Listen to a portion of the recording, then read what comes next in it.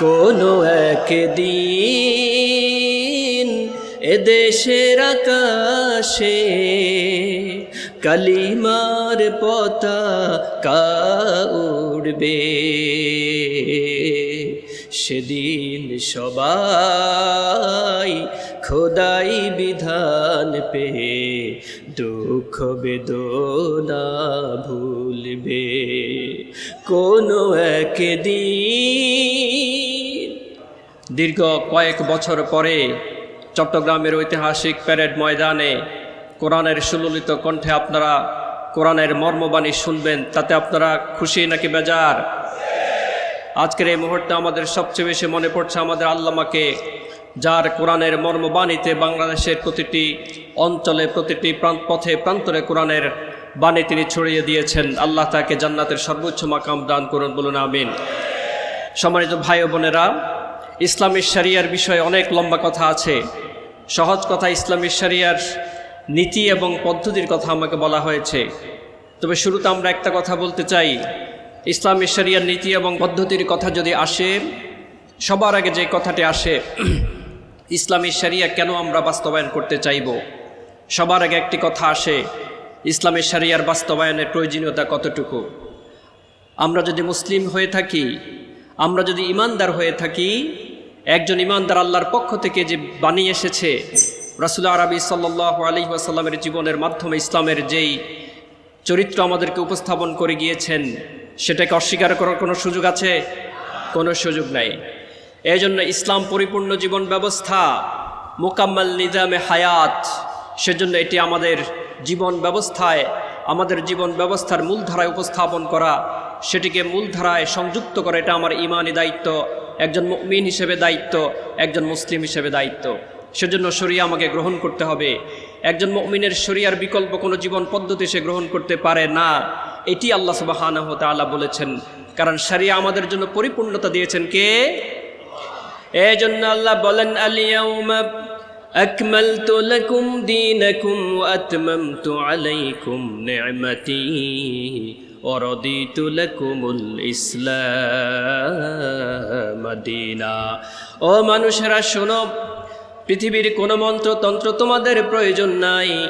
কিয়ামতের আগ মুহূর্ত পর্যন্ত তোমাদের জীবন পরিবর্তন করার জন্য যা যা লাগে এই দিনের মাধ্যমে আমি তোমাদেরকে পরিপূর্ণতা দিয়েছি। এবং এই দিনকে বাস্তবায়ন করার জন্য যা যা নেয়ামত দরকার, জ্ঞানের নেয়ামত দরকার, আমি তোমাদেরকে জ্ঞানের নেয়ামত দিয়েছি। হায়াতের নেয়ামত দরকার, হায়াতের নেয়ামত দিয়েছি। সভ্যতার নেয়ামত দরকার, কোরআন এবং নবী মুহাম্মদ আলাইহিস সালাতু ওয়াস সালামের মাধ্যমে সভ্যতার নেয়ামত আমি তোমাদেরকে দিয়েছি। এই সব কিছু দেওয়ার মাধ্যমে আমি তোমাদের দিনকে পরিপূর্ণ দান করে দিলাম। এই জন্য দুনিয়ার জীবনে তোমরা যতদিন বেঁচে থাকো, তুমি যদি মুসলিম হিসাবে বেঁচে থাকো, দুনিয়ার কোনো মানুষের মন্ত্রতন্ত্র তুমি অনুসরণ করতে পারবে না। দুনিয়ার কোনো মানুষের মন্ত্রতন্ত্র, বুদ্ধিবৃত্তি তুমি অনুসরণ করতে পারবে না। ইন্নাদ-দীনা ইনদাল্লাহিল ইসলাম, আল্লাহর কাছে একমাত্র জীবন ব্যবস্থার নাম হচ্ছে ইসলাম। আর ওই ইসলামকে আল্লাহ তাআলা বলেছেন আকিমুদ্দিন। সুতরাং দিনের বাইরে জীবন পরিচালনা করার কোনো সুযোগ আমাদের আছে নাই। কিন্তু দিনের বাস্তবায়নের কথা যখন আসে, আমাদের অনেকের মধ্যে ভীতি কাজ করে, শঙ্কা কাজ করে। এটি শুধু সাধারণ মানুষের মধ্যে নয়, আমরা যারা দিন নিয়ে উঠা বসা করি, আমরা যারা দিন চর্চা করার প্রতিজ্ঞা করি, আমরাও অনেক সময় আশঙ্কা বোধ করি, দিন যদি বিজয় হয় আমার জীবন ব্যবস্থা কঠিন হয়ে যাবে কিনা। বিষয়টি কিন্তু তেমন নয়। শরিয়ার ব্যাপারে পরিপূর্ণ পুঙ্খানুপুঙ্খরূপে ধারণা না থাকার কারণে, শরিয়ার ব্যাপারে স্থানীয় এবং আন্তর্জাতিক মিডিয়ার নানাবিধ নেতিবাচক খবর এবং নিউজ প্রকাশ করার কারণে, এবং আমাদের আলেম ওলামা আমরা যারা আছি, দায়ী হিসেবে আমরা যারা নিজেদেরকে সমাজে উপস্থাপন করছি, ইসলামের দাওয়াতের পদ্ধতির বাইরে গিয়ে আমরা দাওয়াত দান করার কারণেই মূলত শরিয়ার ব্যাপারে, ইসলামের ব্যাপারে সাধারণ মানুষ টু সাম এক্সটেন্ট আলেমদের মধ্যে ভীতি কাজ করে, শঙ্কা কাজ করে। কিন্তু আমরা যদি শরিয়া প্রতিপালনের সিস্টেম বা পদ্ধতি জানি, ইসলামী শরিয়ার নীতিমালা যদি আমরা জানি, তাহলে দিন নিয়ে ভয় পাওয়ার কোনো কারণ থাকার কথা নয়, দিন নিয়ে কোনো ধরনের আশঙ্কা থাকার কথা নয়। সেজন্য আসুন ইসলামের অনেকগুলো নেচার আছে, ইসলামের অনেকগুলো ক্যারেক্টারিস্টিক্স আছে, ইসলামের অনেকগুলো বৈশিষ্ট্য আছে, ইসলামের শরিয়ার অনেকগুলো নীতি এবং পদ্ধতি আছে। সময় যেহেতু আমার সংক্ষিপ্ত, আমি শুধু আপনাদেরকে বলে যাব যাতে করে আপনারা পয়েন্টগুলো অন্তত নিয়ে যেতে পারেন। 1 নম্বরের নীতি হচ্ছে Islam is universal, Islam is Alamia.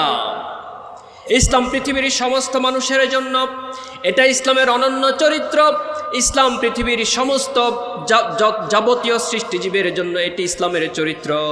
মহান আল্লাহ তাআলা আমাদেরকে প্রতিদিন পড়তে বলেছেন আলহামদুলিল্লাহি রাব্বিল আলামিন। এমন রবের প্রশংসা করতে বলা হয়েছে যে Rab universal, who is the creator of the whole world, যিনি সমস্ত পৃথিবীর মালিক, সমস্ত জগৎ সমূহের মালিক, তিনি হচ্ছেন ইউনিভার্সাল। আল্লাহ আমাদের ইউনিভার্সাল। দ্বিতীয় রাসূলের ব্যাপারে বলছেন, কি বলছেন? ওয়ামা আরসালনাকা ইল্লা রাহমাতাল লিল আলামিন। ও মানুষেরা শোনো, তোমাদের জন্য যে নবীকে আমি পৃথিবীতে প্রেরণ করেছি তিনি শুধু তোমাদের জন্য রহমত নয়, যত জগৎ আছে, শুধু মনুষ্য জগৎ নয়, সৃষ্টিজীবে যত জীব আছে সমস্ত কিছুর জন্য রহমত। সুতরাং আমাদের আল্লাহ ইউনিভার্সাল, তিনি সার্বজনীন। আমাদের নবী আলাইহিস সালাতু ওয়াস সালাম সার্বজনীন। কোরআনের ব্যাপারে বলছে শাহরু রমাদানাল্লাযী উনজিলা ফীহিল কুরআন হুদাল লিন-নাস ওয়া বাইয়িনাতিম মিনাল হুদা ওয়াল ফুরকান। কোরআনের ব্যাপারে বলছে Quran is also universal, it's also সার্বজনীন, হুদাল লিন-নাস, সমস্ত মানুষের জন্য। সুতরাং ইসলামের নাম্বার 1 ক্যারেক্টারিস্টিক হচ্ছে ইসলাম সার্বজনীন, সবার জন্য। 2 নম্বর ক্যারেক্টারিস্টিক হচ্ছে ইসলাম ওয়াসাতিয়া, মধ্যমপন্থী। লা ইফরাতা ওয়ালা তাফরিদ, লা দরারা ওয়ালা দরার, নো কম্পালশন ইন দ্য ইসলাম। ওয়াকাযালিকা জাআলনাকুম উম্মাতান ওয়াসাতান লিতাকুনু শুহাদাআ আলান নাস। ইসলামকে তোমাদেরকে মধ্যমপন্থী জাতি হিসাবে আমি প্রতিষ্ঠিত করেছি। আল্লাহ বলছেন যাতে করে জগতের এই বিশ্ব ব্রহ্মাণ্ডে যত মানুষ আছে, যত সভ্যতা আছে, সমস্ত সভ্যতাগুলো তোমাদেরকে দেখে দেখে শিখতে পারে। যত সভ্যতা আছে কোরআনের বাইরে, ইসলামের বাইরে যারা সভ্যতা দাবি করে তাদের উপর তোমরা সাক্ষী হতে পারো। সুতরাং ইসলামের অনন্য গুণাবলী হচ্ছে ইসলাম মধ্যমপন্থী। অনেকগুলো উদাহরণ দেয়া যেত, আমাদের যেহেতু সময় সংক্ষিপ্ত আমরা সেদিকে আর যাব না। ইসলাম সহজ সরল সাবলীল জীবনমুখী। ইউরিদুল্লাহু বিকুমুল ইউসরা ওয়ালা ইউরিদু বিকুমুল উসরা। ইসলাম সাবলীল সুন্দর। ইসলাম তোমাদের কাছে কাঠিন্যতা চায় না, ইসলাম তোমাদের কাছে সহজ করে পালন করার জন্য বলে ওয়ামা জাআলা আলাইকুম ফিদ্দীন মিন হারাজ। দিনের পক্ষ থেকে তোমাদের পালন করতে কষ্ট হয় এমন কোনো বিধান আমাদের রব তোমাদেরকে দেয় নাই। সুতরাং ইসলামের আরেকটি গুরুত্বপূর্ণ নেচার হচ্ছে, ক্যারেক্টারিস্টিক হচ্ছে, Islam is very human friendly. It's easy to perform. এটা পালন করা অনেক সহজ, এটা গ্রহণ করা অনেক বেশি রেশনাল, অনেক বেশি যৌক্তিক। 3 নম্বর হচ্ছে, পরবর্তী হচ্ছে যে ইসলাম অনেক বেশি যৌক্তিক। আল্লাহ তাআলা কোরআনে বারবার বলেছেন লাআল্লাকুম তাতাফাক্কারুন আফালা ইয়াতাদাব্বারুন লাআল্লাকুম তাকিলুন। এসব কিছু আল্লাহ তাআলা আমাদেরকে যুক্তির কথা বলছেন, রেশনাল শিখাচ্ছেন, যুক্তি দিয়ে দিয়ে আমাদেরকে ইসলামের দিকে আহ্বানের কথা বলছেন। তার মানে ইসলাম ধর্ম হিসেবে, জীবন ব্যবস্থা হিসেবে অনেক বেশি যৌক্তিক। এরপরে যেটি হচ্ছে ইসলাম completely stand on Adalah, justice. ইসলামের আরেকটি গুরুত্বপূর্ণ নীতি হচ্ছে ইসলাম ন্যায় পরায়ণতার উপর এক চুল পরিমাণ কাউকে ছাড় দেয় না। লা তাজিরু ওয়াজিরাতুন ওয়িজরা উখরা। একজনের বোঝা ইসলাম আরেকজনের উপর চাপিয়ে দেয় না। একজনের অপরাধের শাস্তি ইসলাম কখনো আরেকজনকে দেওয়ার পক্ষপাতী নয়। ইসলাম কমপ্লিটলি ফি সিরাতিল মুস্তাকিম, পরিপূর্ণ সহজ সরল এবং কমপ্লিটলি জাস্টিসের উপর প্রতিষ্ঠিত একটি জীবন ব্যবস্থা। সুতরাং ইসলামের আরেকটি গুরুত্বপূর্ণ দিক হচ্ছে ইসলাম আদালত প্রতিষ্ঠিত করে। ইসলাম ইনসাফ ভিত্তিক জীবনযাপন মানুষের মধ্যে প্রতিষ্ঠিত করতে চায়। নাম্বার 3, এরপরে যে বিষয়টি হচ্ছে ইসলাম দুনিয়া এবং পরকালে জবাবদিহিতামূলক জীবন ব্যবস্থা। এগুলোর প্রত্যেকটির কোরআন এবং হাদিসের দলিল আমি নিয়ে এসেছিলাম। সময় যদি আবার কখনো আমাদেরকে সংকুলান করে আমরা আরেক সময় বলতে পারবো। Completely accountable. ইসলামের নেতৃত্ব সম্পূর্ণভাবে জনগণের কাছে জবাবদিহিতামূলক। শুধু একটা উদাহরণ দিতে চাই, সাইয়েদনা ওমর রাদিয়াল্লাহু তাআলা আনহুর কথা আপনারা সবাই জানেন, যিনি জুমার নামাজে এক টুকরো অতিরিক্ত কাপড় নিয়ে এসেছেন। এক মহিলা দাঁড়িয়ে বললেন, ইয়া আমিরাল মুমিনিন লা তুখাতিবিন নাস। আপনি একটি প্রশ্নের উত্তর দেওয়ার আগে আপনি খুতবা বন্ধ করুন। We do not want to listen to you until you answer the question. আমি আপনার কথা শুনবো না যতক্ষণ পর্যন্ত আপনি অতিরিক্ত কাপড় কোথা থেকে পেয়েছেন সেটার জবাব দিয়ে আমাদের কাছে না করেন। তখন সাইয়েদনা ওমর রাদিয়াল্লাহু তাআলা আনহুর সন্তান দাঁড়িয়ে গেলেন, বললেন, আমার বাবার পুরান কাপড়টা ওনার পরিপূর্ণ শরীর ঢাকে না, এজন্য বাইতুল মাল থেকে আমার ভাগে যে কাপড়টা পড়েছে সেটা সেলাই করে আমার বাবা এখানে এসেছে। সুতরাং regardless leader, regardless your position, ইসলামী মূল্যবোধে বিশ্বাসী যদি মানুষেরা ক্ষমতায় যায়, everyone will be accountable toward the people. এটা ইসলামের মহান নীতি, এটা ইসলামের মর্মবাণী, যেটা আমরা আমাদের সমাজে আমাদের লিডারদের মধ্যে, নেতাদের মধ্যে পাই না। এবার আসুন ইসলামের শরিয়ার বাস্তবায়ন নীতি, ইসলামের শরিয়ার বাস্তবায়ন পদ্ধতি যদি আমরা জানতে চাই, অনেকগুলো কারণ, অনেকগুলো ডিসিপ্লিনের কথা আমরা জানার সুযোগ আছে কিংবা জানা উচিত। তবে 4টা বিষয় আমি আপনাদের কাছে কথা বলতে চাই। ইসলাম যদি কখনো মূলধারার ক্ষমতায় যেতে চায়, ইসলাম যদি মূলধারায় যেতে চায়, জীবন মানুষের জন্য নিজেকে উপস্থাপন করতে চায়, কমপক্ষে 4টা বিষয় ইসলাম সেখানে নিয়ে আসতে হবে। 1 নাম্বার হচ্ছে ফিকহুল আওলাউইয়া, 2 নাম্বার হচ্ছে ফিকহুত তাওয়াজুন, 3 নাম্বার হচ্ছে ফিকহুল ওয়াকি, 4 নাম্বার হচ্ছে ফিকহুত তারবিয়া ওয়াত তালিম। হোয়াট ইজ দ্য ফিকহুল আওলাউইয়া? ফিকহুল আওলাউইয়া হচ্ছে একটি সমাজে হয়তো 10টি 20টি সমস্যা থাকতে পারে, আপনার একজন খলিফার উপযুক্ত কাজ হচ্ছে, গুরুত্বপূর্ণ কাজ হচ্ছে সব সমস্যাগুলোর মধ্যে সবচেয়ে গুরুত্বপূর্ণ সমাধান, সবচেয়ে বেশি সমস্যা যেটা সেটা আগে শুরু করা। 1 নম্বরে যেটা গুরুত্বপূর্ণ কাজ সেটাকে 10 নম্বরে নিয়ে যেতে পারবে না, আবার 10 নম্বরের কম গুরুত্বপূর্ণ কাজকে 1 নম্বরে নিয়ে আসতে পারবে না। সুতরাং একটি সমাজের সবচেয়ে গুরুত্বপূর্ণ যেই সমস্যা, সেই সমস্যার সবার আগে সমাধানে হাত দেয়া রাষ্ট্রপ্রধানের কাজ, ইসলামের কাজ, এটাকে বলে ফিকহুল আওলাউইয়া। এরপরে যেটার কথা বলা হয় ফিকহুত তাওয়াজুন, একটা সমাজে হয়তো নানাভাবে শান্তি প্রতিষ্ঠিত আছে, হয়তো কোনো কোনো অংশে অশান্তিও প্রতিষ্ঠিত আছে, সেই সমাজে যে সমস্যাগুলো আছে সেই সমস্যা যদি কেউ সমাধান করতে চায়, ইসলামের রাষ্ট্র ব্যবস্থায় যদি ওই সমস্যার সমাধান করতে যায়, সমাধান করতে গিয়ে যদি দেখে সমাজে যতটুকুন শান্তি আছে সেই শান্তিটুকুন পর্যন্ত চলে যেতে পারে, তাহলে রাষ্ট্রপ্রধানকে কিংবা ইসলাম পন্থায় যারা আছেন তাদেরকে সময় নিতে হবে। যতক্ষণ পর্যন্ত নতুন করে যে সমস্যার সমাধান করবেন এটার মাধ্যমে সমাজে শান্তি না বাড়বে, ততক্ষণ পর্যন্ত আপনি ওই সমস্যার সমাধান করার ক্ষেত্রে, হাত দেওয়ার ক্ষেত্রে আপনাকে পড়তে হবে, সময় নিতে হবে, অপেক্ষা করতে হবে। এই জন্য শরিয়া নিয়ে ভয়ের কোনো কারণ নাই। দেয়ার আর মেথডোলজিস। ইসলামী জীবন ব্যবস্থা যদি আমাদের সমাজে পরিপূর্ণতা পায়, প্রতিষ্ঠিত হয়, ওভারনাইট চোরের হাট কাটা শুরু করবে, এটি সত্য নয়। পরের দিন সবাইকে রজম দেওয়া শুরু করবে, এটি সত্য নয়। দেয়ার আর মেথডোলজিস, পদ্ধতি আছে, সেখানে সিস্টেম আছে, নিয়মতান্ত্রিকতা আছে, যেগুলো মুহাম্মদ আরবে আমাদেরকে শিখিয়ে গিয়েছেন, আমাদের সাহাবীরা আমাদেরকে শিখিয়ে গিয়েছেন, খোলাফায়ে রাশিদুন আমাদেরকে শিখিয়ে গিয়েছেন। সুতরাং আমাদেরকে যারা ভয় লাগায়, ইসলামী জীবন ব্যবস্থা যদি তোমরা সমাজে প্রতিষ্ঠিত করো, পরের দিন তোমাদের চোরের হাত কাটা শুরু করে দেবে, এটা সত্য নয়। এরপরে আরেকটি বিষয় ফিকহুল ওয়াকি, পরিস্থিতি নীতি, পরিস্থিতির ফিক, জুরিসপ্রুডেন্স অফ সার্কামস্টেন্সেস, সময়ের ফিক। একটি সময়ে সব কিছু বাস্তবায়ন করা সম্ভব কিনা গুরুত্বপূর্ণ বিশেষজ্ঞ প্যানেল দিয়ে এটিকে পর্যালোচনা করতে হবে, দেখাতে হবে, জানাতে হবে, সমাজ বিশ্লেষণ করতে হবে, সমাজের সাইকোলজি বিশ্লেষণ করতে হবে, সমাজের অর্থনৈতিক অবস্থা বিশ্লেষণ করতে হবে, সমাজের মানুষের ধর্মীয় জ্ঞানের অবস্থা বিবেচনা করতে হবে। এগুলোকে বলা হয় ফিকহুল ওয়াকি, পরিস্থিতিগত জ্ঞান। ওই যখন একজন খলিফা নিযুক্ত হবে, রাষ্ট্রে যখন ইসলাম প্রতিষ্ঠিত হবে, নতুন করে যে কোনো আইন বাস্তবায়ন করার ক্ষেত্রে কিংবা শরিয়ার বিধান বাস্তবায়ন করার ক্ষেত্রে 3 নম্বরে যেই জিনিসটি সবচেয়ে বেশি টুল হিসেবে কাজ করবে সেটি হচ্ছে ফিকহুল ওয়াকি। একটি ঘটনা যদি আমরা জানি, বিখ্যাত হাদিস, ওই হাদিসে আল্লাহ রাসূল সাল্লাল্লাহু আলাইহি ওয়াসাল্লাম মুআজ রাদিয়াল্লাহু তাআলা আনহুকে ইয়ামানের শাসনকর্তা হিসেবে পাঠালেন। পাঠানোর আগে বললেন, বিমা তাকদিয়া মুআজ, ও মুআজ তোমাকে যে আমি শাসনকর্তা হিসেবে পাঠাচ্ছি কি দিয়ে শাসন করবা? বলল, বিকিতাবিল্লাহ। এরপরে রাসূল আরবি বললেন, যদি কিতাবের মধ্যে না পাও তাহলে কি দিয়ে তুমি শাসন করবে?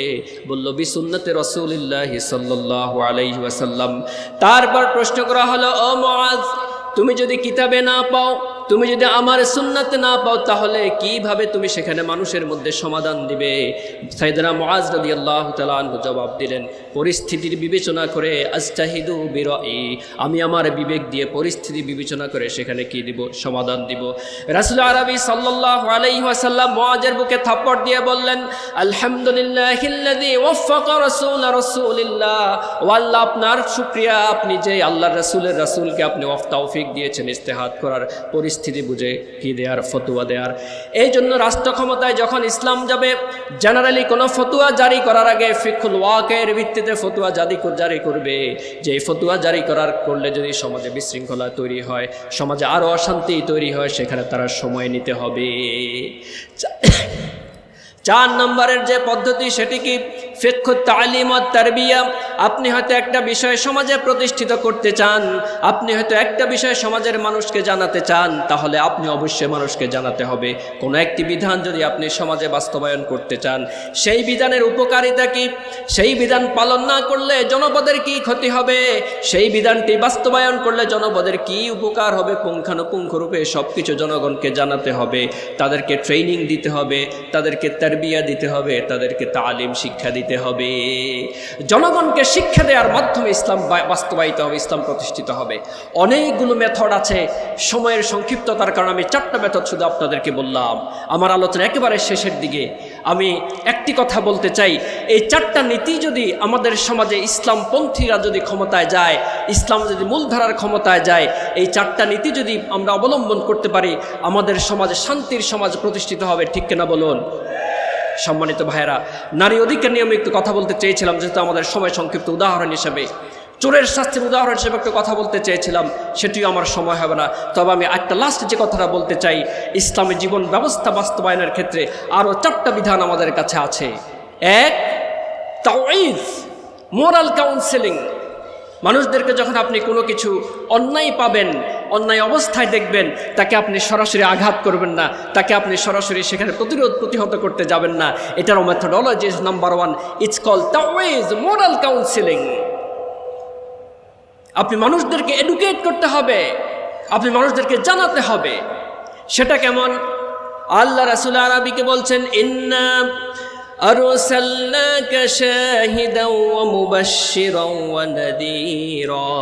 ও নবী, আমি আপনাকে মানুষের মধ্যে পাঠিয়েছি সাক্ষ্য হিসাবে। আপনি মানুষের উপর সাক্ষী হবেন, আপনি মানুষদেরকে সুসংবাদ দিবেন, সুসংবাদ দেওয়ার সর্বশেষ স্তরে গিয়ে আপনি তাদেরকে সতর্ক করবেন। এই আয়াত থেকে আল্লাহ তাআলা আমাদের জন্য 4টা মেথড দিয়েছেন। 1 নম্বর মেথড, জনপদের মানুষ যদি ভুল করে, জনপদের মানুষের মধ্যে যদি ইসলামের ব্যাপারে খালালিয়ত থাকে, দুর্বলতা থাকে, ল্যাকিংস থাকে, রাষ্ট্র প্রতিষ্ঠায় যারা আছেন, রাষ্ট্র পরিচালনায় যারা আছেন, তাদের প্রথম দায়িত্ব হলো তাওয়ীজ, মোরাল কাউন্সেলিং, শিক্ষা দেয়া। এরপরে হলো তাবশির, সুসংবাদ দেয়া। ওই শিক্ষা দেওয়ার পরে তাদেরকে বলতে হবে, ও আমার জনপদের মানুষেরা, তোমরা যদি আল্লাহর এই বিধানটাকে বাস্তবায়ন করো, তোমাদের দুনিয়ার জীবনে এই উপকার হবে, পরকালীন জীবনে তোমরা মুক্তি পাবা। আর যদি তারপরে 3য় ধাপ হচ্ছে তাহযীর। ওই মানুষরা যদি তাওয়ীজের পরে, মোরাল কাউন্সেলিংয়ের পরেও যদি তারা কি না হয়, তারা ঠিক না হয়, তারপরে তাফসীর, সুসংবাদ দেওয়ার পরেও যদি তারা নিজেদেরকে শৃঙ্খলার আবদ্ধে নিয়ে না আসে, 3য় ধাপে তাদেরকে বলা হচ্ছে তাহযীর। তাদেরকে সতর্ক করতে হবে, শোনো, তোমাকে শিক্ষা দিয়েছি, তুমি কোরআন জানো, তুমি ইসলাম জানো, তুমি সুন্নাহ জানো, জানার পরেও তুমি সব কিছুর সুসংবাদও জানো, ভালো মন্দ সব জানো, তারপরেও তুমি সেটা অনুসরণ করছো না, তোমার জন্য রয়েছে দুঃসংবাদ।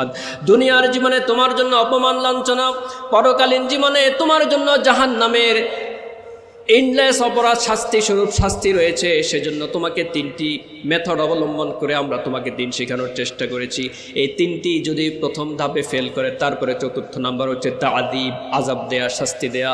এই তাআযীবের দায়িত্ব আল্লাহ কোনো মানুষকে দেন নাই।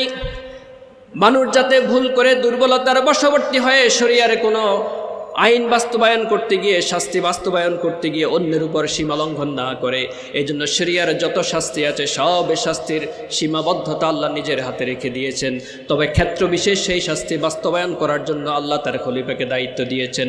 জমিনের খলিফা সেই শাস্তি বাস্তবায়ন করবে, কিন্তু শাস্তি নির্ধারিত আল্লাহর পক্ষ থেকে।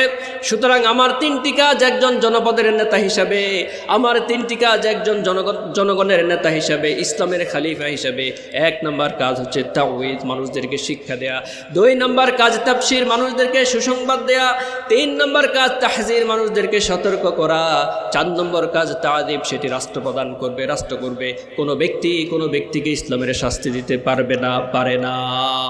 আমার কথা শেষ। সর্বশেষ, যদি আমরা ইসলাম পালন করি, আমরা যদি রাষ্ট্র ব্যবস্থা ইসলামকে নিয়ে আসতে পারি, আমরা যদি মূলধারা ইসলামকে নিয়ে আসতে পারি, তাহলে আমাদের জন্য কি হবে? এইটি শুনতে আপনাদের ইচ্ছা হচ্ছে নাকি হচ্ছে না? হচ্ছে না? সর্বশেষ যে কথাটি বলতে চাই, আল্লাহর দিন যদি আল্লাহর জমিনে বাস্তবায়ন হয়ে যায়, আমাদের লাভ কি? দুনিয়াতে লাভ কি? হয়তো পরকালে আমরা জান্নাত পাবো, এটার একটা নিশ্চয়তা আছে।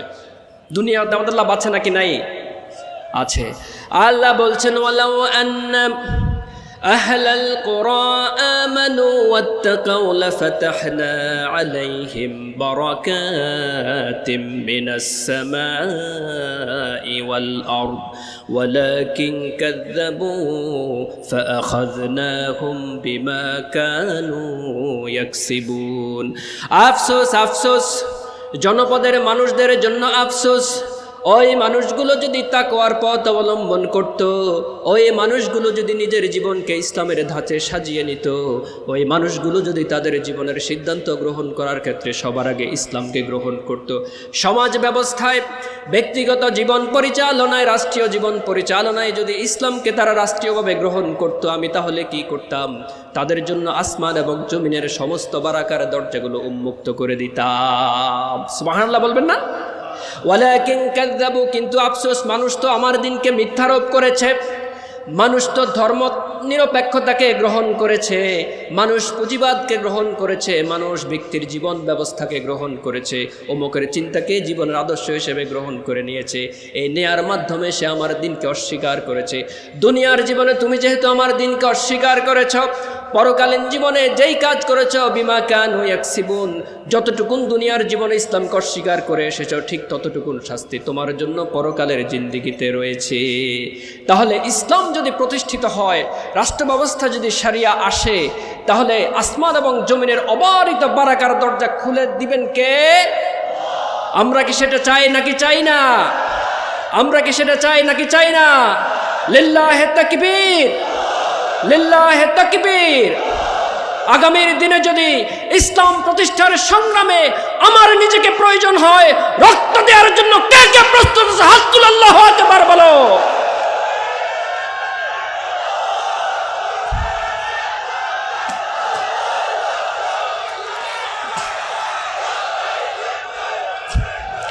কোনো একদিন এদেশের আকাশে কালিমার পতাকা উড়বে, সেদিন সবাই খোদাই বিধান পেয়ে দুঃখ বেদনা ভুলবে। কোনো একদিন هذا ما عندي عليه توكلت وإليه أنيب سبحانك اللهم وبحمدك أشهد أن لا إله إلا أنت أستغفرك وأتوب إليك। আমি ইসলামী সমাজ কল্যাণ পরিষদকে আমার হৃদয়ের গহীন থেকে আন্তরিক মোবারকবাদ, শ্রদ্ধা এবং ভালোবাসা জানাই। আমার মতো একজন নগণ্যকে আজকের এই মাহফিল, ঐতিহাসিক মাহফিলের সুযোগ করে দেওয়ার জন্য আল্লাহ তাআলা ইসলামী সমাজ কল্যাণ পরিষদের এই সুবিশাল আয়োজনকে কবুল করুন, বলুন আমিন। আল্লাহ তাআলা আমাদের সবাইকে ইসলামের জন্য কবুল করুন, বলুন আমিন। আসসালামু আলাইকুম ওয়া রাহমাতুল্লাহি তাআলা ওয়া বারাকাতুহু।